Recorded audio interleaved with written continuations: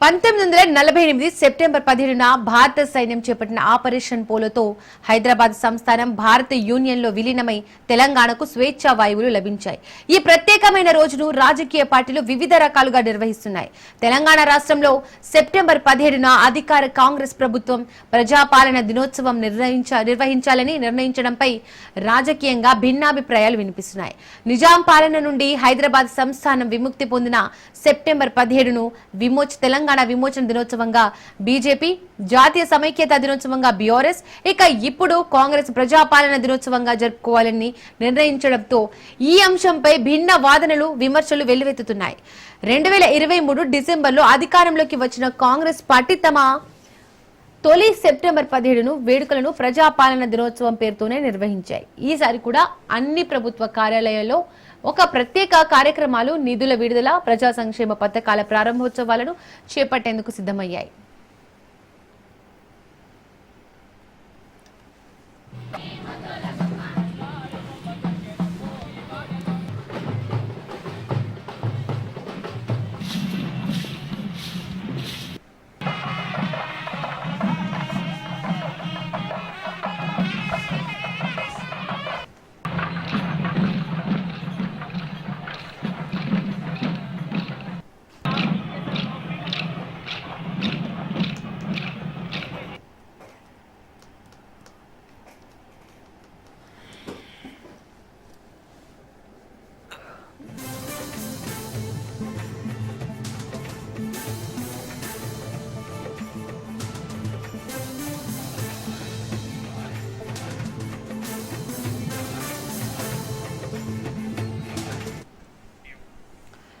ఈ అంశంపై BJP, BRS పార్టీలు కాంగ్రెస్ ప్రభుత్వ నిర్ణయాన్ని తీవ్రంగా వ్యతిరేకిస్తున్నాయి. నిజాం రజాకార్ల పాలన నుండి ప్రజలు విముక్తి పొందిన చారిత్రక దినోత్సవాన్ని రాజకీయ ప్రయోజనాల కోసం కాంగ్రెస్ వక్రీకరిస్తోందని బీజేపీ విమర్శించింది. నిజాం పాలనను స్వతంత్రానంతరం సైతం కొనసాగించాలని నాటి నెహ్రూ ప్రభుత్వం ప్రయత్నించిందని, సర్దార్ వల్లభాయ్ పటేల్ చొరవతోనే విమోచన సాధ్యమైందని బీజేపీ వాదిస్తోంది. ఈ దినోత్సవాన్ని విమోచన దినోత్సవంగా అధికారికంగా గుర్తించి నిజాం అరాచకాలపై ప్రజలకు అవగాహన కల్పించాలని బీజేపీ చాలా కాలంగా డిమాండ్ చేస్తోంది. కాంగ్రెస్ నిర్ణయం చరిత్రను తారుమారు చేయడమేనని బీజేపీ నాయకులు ఆగ్రహం వ్యక్తం చేస్తున్నారు. ఇక మరోవైపు బీఆర్ఎస్ పార్టీ కూడా కాంగ్రెస్ నిర్ణయాన్ని తీవ్రంగా ఖండిస్తోంది. ఇది తెలంగాణ సెంటిమెంట్ ను దెబ్బతీయడమేనని అంటున్నారు. గతంలో తాము సెప్టెంబర్ 17ను తెలంగాణ జాతీయ సమైక్యత దినోత్సవంగా నిర్వహించామని, ఇది అన్ని వర్గాల ప్రజలను కలుపుకొని పోయే స్ఫూర్తిని చాటిందని బీఆర్ఎస్ నాయకులు చెబుతున్నారు. కాంగ్రెస్ ప్రభుత్వం ప్రజాపాలన పేరుతో ఈ చారిత్రక దినోత్సవం ప్రాధాన్యతను తగ్గించే ప్రయత్నం చేస్తోందని ఆరోపిస్తున్నారు.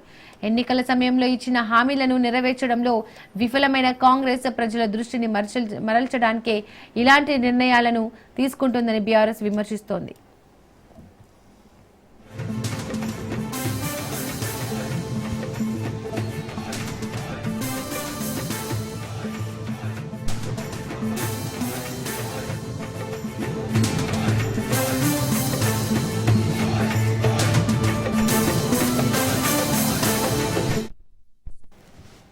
అయితే కాంగ్రెస్ ప్రభుత్వం తమ నిర్ణయాన్ని సమర్థించుకుంటోంది. ప్రజాపాలన అంటే నిజాం నిరంకుశ పాలన నుండి విముక్తి పొంది ప్రజాస్వామిక ప్రజల ఆకాంక్షలకు అనుగుణమైన పాలన మొదలు కావడమేనని కాంగ్రెస్ నాయకులు చెబుతున్నారు. ఈ దినోత్సవాన్ని కేవలం ఒక వర్గానికి లేదా ఒక సిద్ధాంతానికి పరిమితం చేయకుండా ప్రజలందరూ భాగస్వామ్యులయ్యేలా ప్రజాపాలన దినోత్సవం నిర్వహిస్తున్నామని, ఇది ప్రజాస్వామ్య స్ఫూర్తికి నిదర్శనమని కాంగ్రెస్ నేతలు వివరించారు. ప్రజలందరినీ కలుపుకొని పోయే ఉద్దేశంతోనే ఈ పేరును ఎంపిక చేసుకున్నామని, ఇందులో ఎలాంటి రాజకీయ దురుద్దేశాలు లేవని కాంగ్రెస్ ప్రభుత్వం స్పష్టం చేసింది. ఏది ఏమైనప్పటికీ సెప్టెంబర్ 17 వేడుకల విషయంలో బీజేపీ, బీఆర్ఎస్, కాంగ్రెస్ పార్టీల మధ్య నెలకొన్న ఈ రాజకీయ వివాదం తెలంగాణ ప్రజల మనోభావాలు, చారిత్రక వాస్తవాలు, రాజకీయ ప్రాధాన్యతలపై మధ్య ఈ అంశంపై ఏకతాటిపై రాలేకపోతున్నారు. అధికార పార్టీగా కాంగ్రెస్ తమ నిర్ణయాన్ని ముందుకు తీసుకెళ్లాలని చూస్తుండగా విపక్షాలు దీనిని రాజకీయంగా తమకు అనుకూలంగా మార్చుకోవడానికి ప్రయత్నిస్తున్నాయి.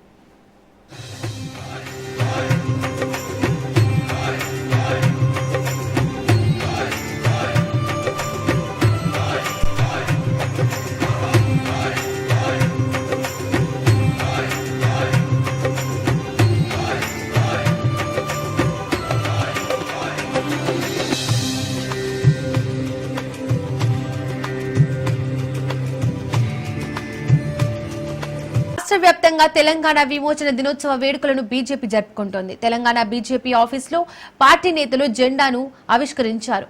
అసెంబ్లీ ఎదురుగా ఉన్న పటేల్ విగ్రహానికి పూలమాల వేసి నివాళులర్పించారు.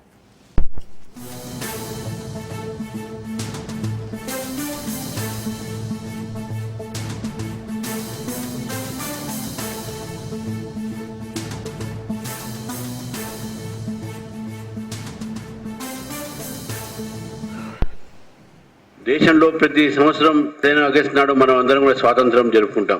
మనం కూడా జరుపుకుంటాం.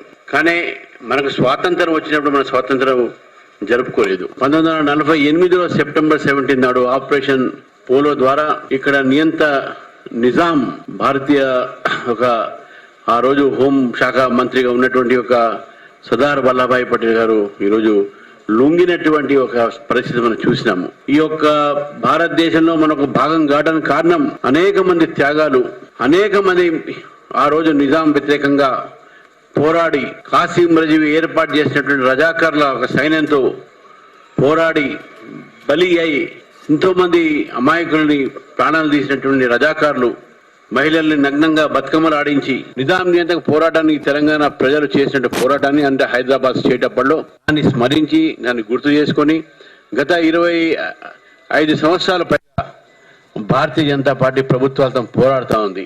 అధికారికంగా ఈ 17 సెప్టెంబర్ జరపండి. ఇది తెలంగాణలో ప్రతి గుండెని కదిలించేటటువంటి దినము. ఈరోజు మనందరం కూడా తెలంగాణలో గర్వపడేటటువంటి దినము. భారతదేశంలో మనం భాగం కావడానికి కారణం కూడా ఈరోజు సర్దార్ వల్లభాయ్ పటేల్ గారు పోలీస్ యాక్షన్, లేకపోతే ఇది పాకిస్తాన్ గానో ఇంకేదో స్వతంత్ర దేశానిగానో మిగిలే పరిస్థితులు ఉండే. స్వేచ్ఛా స్వాతంత్ర్యం కోసం, బానిస బతుకుల నుండి విముక్తి కోసం రజాకార్ల అరాచకాలపై, నిజాం నిరంకుశ ఆకృత్యాలపై తిరగబడ్డ పోరుగడ్డ, రజాకార్ల గుండెల్లో పిరంగులై పేలిన యోధులకు పురుడు పోసిన పుణ్యభూమి ఓర్గల్లు. తాడిత పీడిత జనం కోసం జరిగిన సమరంలో రాక్షస రజాకార్లు మరుభూమిగా మార్చిన మరో జలియన్ వాలా బాకు గుర్తు పరకాల రక్త చరిత్ర.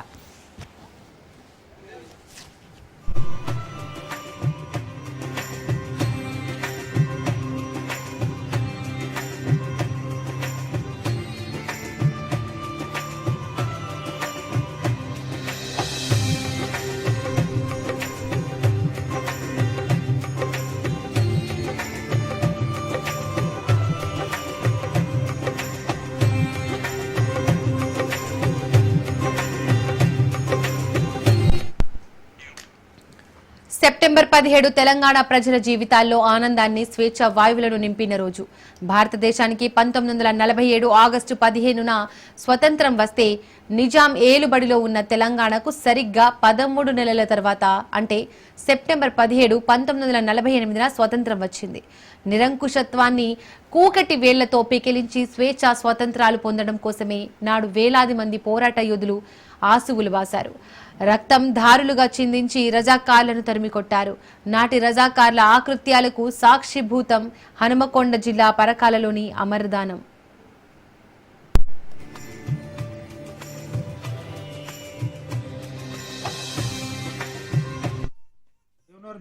పరకాల భారతదేశానికి ఆగస్టు 15, 1947 స్వతంత్రం వస్తే తెలంగాణ ప్రాంతానికి కర్ణాటకలోని 4 జిల్లాలకు, మహారాష్ట్రలోని 4 జిల్లాలకు మాత్రం 1948 సెప్టెంబర్ 17వ తారీఖున స్వతంత్రం వచ్చింది. కానీ ఈ విషయాన్ని ఎక్కడ కూడా తెలంగాణ ప్రాంతంలో పాఠ్యపుస్తకాల్లో చేరవకుండా, భవిష్యత్ తరాలకు తెలియకుండా ప్రభుత్వాలు ఇంత పోరాట చరిత్రను, ఈ స్వతంత్ర దినాన్ని మనం మరుగున పరేస్తున్నాయి. పక్కన ఉన్న కర్ణాటక, మహారాష్ట్ర రాష్ట్ర ప్రభుత్వాలు అక్కడ ఏ పార్టీలు అధికారంలో ఉన్నా, ఎవరు అధికారంలో ఉన్నా కూడా అధికారికంగా నిర్వహిస్తూ స్వతంత్ర వేడుకలను అధికారికంగా నిర్వహించడం జరుగుతుంది. దురదృష్టవశాత్తు మన తెలంగాణలోనే గతంలో టీఆర్ఎస్ పార్టీ కానీ, ఇప్పుడున్న కాంగ్రెస్ పార్టీ కానీ ప్రభుత్వాలు ఏర్పడ్డాక ఈ విమోచన వేడుకలను అధికారికంగా నిర్వహించకపోవడం శోచనీయం. ఇకనైనా ప్రభుత్వాలు రాజకీయాలను పక్కన పెట్టి ఈ స్వతంత్ర వేడుకలను అధికారికంగా నిర్వహించి ఈ పోరాట చరిత్రను పరకాల మరో జలియన్ వాలా బాగ్ సంఘటన కావచ్చు, బైరాన్పల్లి కోట బురుజు పోరాటం కావచ్చు, తిరుమల సంకీసలో తలక్రిందులుగా వేలాడదీసి చంపిన సంఘటన కావచ్చు, అటు 1000 మరిలో 1000 మందిని ఒకేసారి ఉరిదీసిన సంఘటన కావచ్చు. హైదరాబాద్ సంస్థానాన్ని భారత యూనియన్లో కలపాలని పరకాల ప్రాంతంలో సాగిన స్వతంత్ర పోరాటంలో 13 మంది ప్రాణాలు కోల్పోయారు.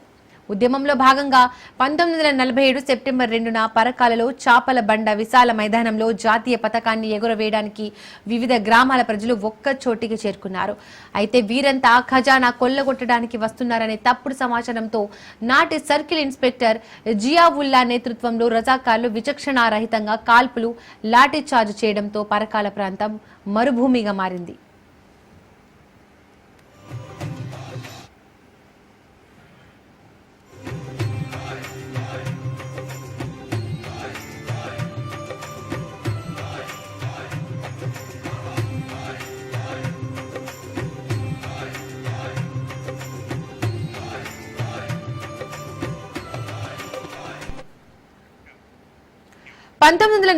సెప్టెంబర్ 2న పరకాల మైదానంలో రక్తపు టేరులు పారాయి. మొగుళ్లపల్లి మండలం రంగాపురం గ్రామానికి చెందిన ఆకుతోట మల్లయ్య, వీరయ్య, ఎండి రాజ్ మహమ్మద్లను చెట్టుకు కట్టేసి రజాకార్లు అతి దారుణంగా కాల్చి చంపారు. ఈ దుర్ఘటనలో వందలాది మంది క్షతగాత్రులయ్యారు. 1948 సెప్టెంబర్ 17న తెలంగాణ ప్రాంతానికి రజాకార్ల నుండి విముక్తి లభించింది. అమరులైన ప్రదేశంలో వారి జ్ఞాపకార్థం పరకాల నడిబొడ్డున అమరధామం పేరుతో స్మారక స్తూపాన్ని నిర్మించారు. ఈ అమరధామాన్ని చెన్నమనేని చంద్రమ్మ ట్రస్టు 2003లో పరకాల పురపాలక సంఘం కార్యాలయ భవనం వెనకాల నిర్మించారు. నిజాం మూకల దౌర్జన్య కాండను తెలియజేసే విధంగా రూపుదిద్దుకున్న శిల్పాలు ఆనాటి ఘటనను కళ్లకు ముందు కదలాడేలా చేస్తాయి.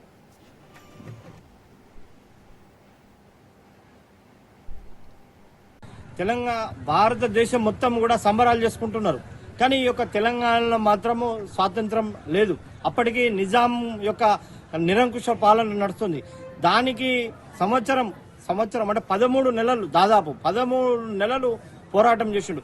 సెప్టెంబర్ 2వ తేదీన ఇక్కడ చాపల బండ అనే ఒక ప్రదేశం ఉన్నది. ఇక్కడ పరకాల పట్టణంలోని పౌరులు, అదేవిధంగా పరిసర గ్రామాల పౌరులు అందరూ కూడా వచ్చి స్వాతంత్రానికి జిందాబాద్ అనుకుంటా జాతీయ జెండాలు చేతపుచ్చుకొని స్లోగన్స్ వస్తుంటే చాపల బండ అనే ప్రదేశంలో అప్పటి నిజాం కాసిం రజ్వీ ఏదైతే పోలీస్ పటేల్ ఉన్నాడో నిర్దాక్షిణ్యంగా 13 మందిని చంపి, అఫీషియల్ గా 13 చంపి, అన్అఫీషియల్ గా ఎంతో మందిని చంపి గాయాలు అయి ఎంతో మంది, వేల మంది గాయాల పాలైంది. సెప్టెంబర్ 2వ తేదీన.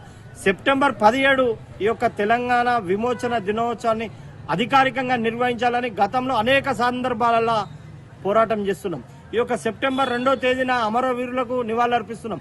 కానీ ఈ యొక్క రాష్ట్ర ప్రభుత్వాలు ఓటు బ్యాంకు రాజకీయాల కోసం, కేవలం ఓటు బ్యాంకు రాజకీయాల కోసము అప్పటి ఉమ్మడి ఆంధ్రప్రదేశ్ లో అప్పుడు కాంగ్రెస్ ప్రభుత్వం ఉండే, కాంగ్రెస్ ప్రభుత్వం అధికారికంగా నిర్వహించలేకపోయింది. నాటి రజాకార్ల ఆకృత్యాల గురించి తలుచుకుంటూ చెమ్మగిల్లిన కళ్లతో నాటి చేదు జ్ఞాపకాలను ఇప్పటికీ స్థానికులు గుర్తు చేసుకుంటూనే ఉంటారు. తాడిత పీడిత జనం స్వేచ్ఛ కోసం చేసిన సమరంలో రాక్షస రజాకార్లు మరుభూమిగా మార్చిన పరకాల చరిత్రలో ఎప్పటికీ ధృవతారగా నిలిచిపోతుంది. నాటి రజాకార్ల దారుణ మారణకాండను సాక్ష్యంలా నిలిచే పరకాల అమరధామం భవిష్యత్ తరానికి ఎప్పటికీ స్ఫూర్తిధామమే.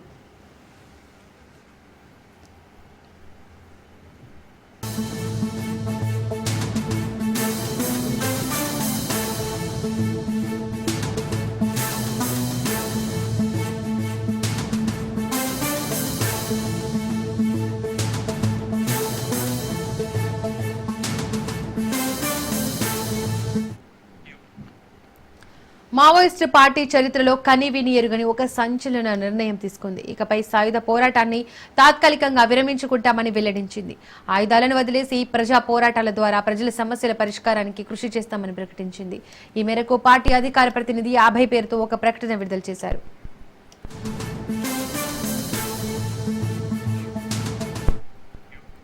మావోయిస్టు పార్టీ సంచలన నిర్ణయం తీసుకుంది. ఆయుధాలను వదిలి సాయుధ పోరాటానికి తాత్కాలిక విరామణం ప్రకటించాలని నిర్ణయించినట్లు ప్రకటించింది. భారతదేశంలోని పీడిత ప్రజల సమస్యల పరిష్కారం కోసం ప్రజా పోరాటాల్లో పాల్గొంటామని పేర్కొంది. ఈ మేరకు పార్టీ అధికార ప్రతినిధి 50 పేరుతో తాజాగా ఒక ప్రకటన విడుదల చేసింది. 50 పేరుతో చలామణి అవుతున్న కిషని సోదరుడు మల్లోజుల వేణుగోపాల్ ఫోటోను ముద్రించడంతో పాటు తమ నిర్ణయంపై ప్రజలు ఎవరైనా తమ అభిప్రాయాలు పంచుకునేందుకు ఈమెయిల్, ఫేస్బుక్ ఐడీలను మావోయిస్టు పార్టీ ప్రకటించడం గమనార్హం. ప్రభుత్వం తమ ప్రతిపాదనను అంగీకరించిన వెంటనే ప్రజలు తమ ఆలోచనలు పంచుకునేందుకు వీలుగా ఈమెయిల్ ఐడీలను అందుబాటులోకి తెస్తామని ప్రకటించింది. వాస్తవానికి మావోయిస్టులు గతంలో ఎన్నడూ ఇలా చేసిన దాఖలాలు లేకపోవడంతో ఈ ప్రకటనపై అనుమానాలు వ్యక్తమవుతున్నా నిఘా వర్గాలు మాత్రం ఇది నిజమైన ప్రకటన అనే అభిప్రాయపడుతున్నారు.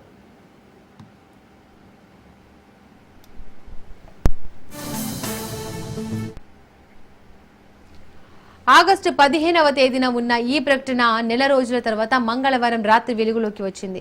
ప్రధానమంత్రి, హోంమంత్రి, మావోయిస్టు ప్రభావిత ప్రాంతాల ముఖ్యమంత్రులు, హోంమంత్రులతో పాటు శాంతి చర్చలకు అనుకూల వైఖరిని అవలంబించిన పాలక, ప్రతిపక్ష పార్టీలు శాంతి కమిటీ సభ్యుల ముందు తమ వైఖరిని స్పష్టం చేస్తున్నామని మావోయిస్టు పార్టీ ప్రకటించింది. ఈ ఏడాది మార్చి చివరి నుంచి తమ పార్టీ ప్రభుత్వంతో శాంతి చర్చలకు నిజాయితీగా ప్రయత్నిస్తోందని మే 10న పార్టీ ప్రధాన కార్యదర్శి స్వయంగా పార్టీ కేంద్ర కమిటీ ప్రతినిధి అభయ్ పేరుతో ప్రకటన విడుదల చేశారు. పార్టీ ఆయుధాలను వదులుకుంటున్నట్లు ప్రస్తావించారు.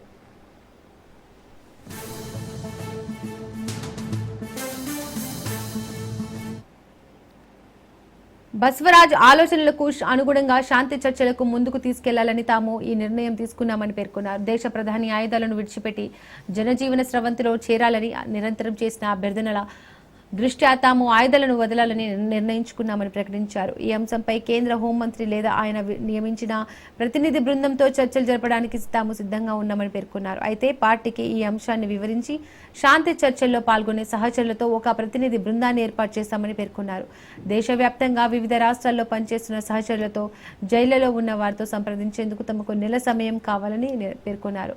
ఈ విషయంపై ప్రభుత్వంపై వీడియో కాల్ ద్వారా తమ అభిప్రాయాలను పంచుకోవడానికి సిద్ధంగా ఉన్నామని చెప్పారు. అందువల్ల నెల రోజుల పాటు కాల్పుల విరమణ ప్రకటించి గాలింపు చర్యలను నిలిపివేయాలని కోరారు.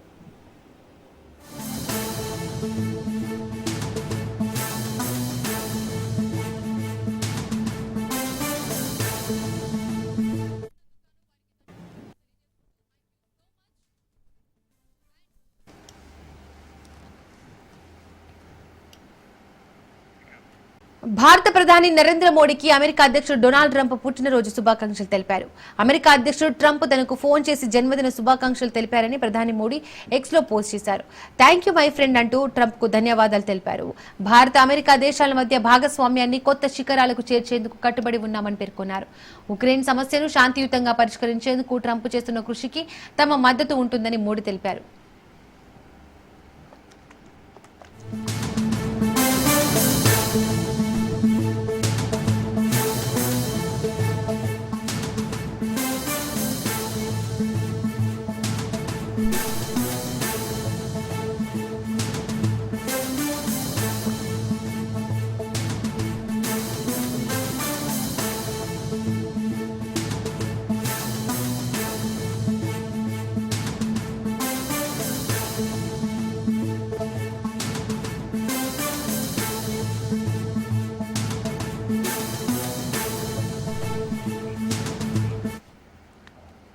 ఇంధన శాఖపై అధికారులతో ముఖ్యమంత్రి రేవంత్ రెడ్డి సమీక్ష నిర్వహించారు. ఈ సమావేశానికి ఉప ముఖ్యమంత్రి భట్టి విక్రమార్క, ఇంధన శాఖ principal secretary Naveen Mittal, CM special secretary Ajit Reddy, Genco CMD Harish, Singareni CMD Balaram, SPDCL CMD Musharraf, NPDCL CMD Varun Reddy, Redco chairman Sharath హాజరయ్యారు. రాష్ట్రంలో ఎస్పీడీసీఎల్, ఎన్పీడీసీఎల్ తో పాటు మరో సరికొత్త డిస్కమ్ ఏర్పాటు ప్రతిపాదనల నేపథ్యంలో ప్రాథమిక ప్రణాళికను ఇంధన శాఖ సిద్ధం చేసింది. కొత్త డిస్కమ్ ఏర్పాటుకు సంబంధించిన ప్రణాళికను సీఎంకు అధికారులు వివరించారు. వ్యవసాయం, మేజర్, మైనర్ లిఫ్ట్ ఇరిగేషన్, గ్రామీణ మంచినీటి సరఫరా, జీహెచ్ఎంసీ పరిధిలో మంచినీటి సరఫరాకు సంబంధించిన విద్యుత్ వినియోగాన్ని కొత్త డిస్కమ్ పరిధిలోకి తీసుకురావాలన్న ప్రతిపాదనలను ముఖ్యమంత్రికి వివరించారు.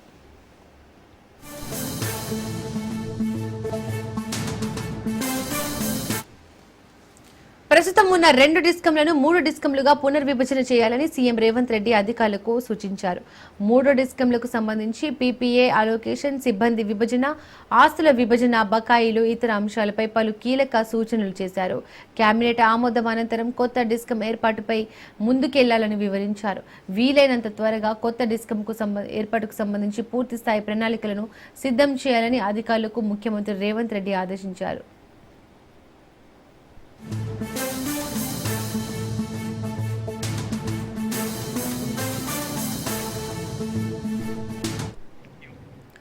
జీహెచ్ఎంసీలో అండర్ గ్రౌండ్ విద్యుత్ కేబులింగ్ విధానంపై పలు ప్రతిపాదనలను అధికారులు ముఖ్యమంత్రికి వివరించారు. అండర్ గ్రౌండ్ కేబులింగ్ డిపిఆర్ తయారీకి సంబంధించి పలు అంశాలను సీఎం దృష్టికి తీసుకెళ్లారు. అండర్ గ్రౌండ్ కేబులింగ్ తో పాటు ముందుగా కోర్ అర్బన్ రీజియన్ లో విద్యుత్ సబ్ స్టేషన్లను అప్గ్రేడ్ చేయాలని అధికారులకు సీఎం రేవంత్ రెడ్డి సూచించారు. ఓవర్లోడ్ సమస్య తలెత్తకుండా లోడ్ రీప్లేస్మెంట్ కు చర్యలు తీసుకోవాలని ఆదేశించారు. సబ్ స్టేషన్ కెపాసిటీ కంటే ఒక్క కనెక్షన్ కూడా ఎక్కువ ఉండకుండా జాగ్రత్తలు తీసుకోవాలని సూచించారు. అనవసరమైన చోట సబ్ స్టేషన్ సామర్థ్యాన్ని పెంచుకోవాలని సూచించారు. కోర్ అర్బన్ రీజియన్ లో ఎక్కడెక్కడ కొత్త విద్యుత్ సబ్ స్టేషన్ల అవసరం ఉందో గుర్తించాలని అధికారులను ఆదేశించారు.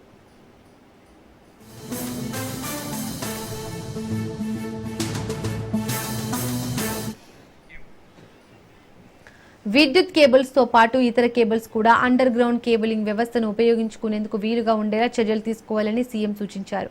బెంగళూరుతో పాటు ఇతర రాష్ట్రాలలో అండర్ గ్రౌండ్ కేబులింగ్ ప్రాజెక్టులను అనుసంధానం చేయాలని అధికారులకు సూచించారు. డిసెంబర్లోగా అండర్ గ్రౌండ్ కేబులింగ్ ప్రాజెక్టుకు సంబంధించి పూర్తి స్థాయి ప్రణాళికలు రూపొందించాలని ఆదేశించారు. వచ్చే 2.5 ఏళ్లలో కోర్ అర్బన్ రీజియన్ లో అండర్ గ్రౌండ్ కేబులింగ్ పూర్తి చేయాలని అధికారులకు సీఎం రేవంత్ రెడ్డి సూచించారు.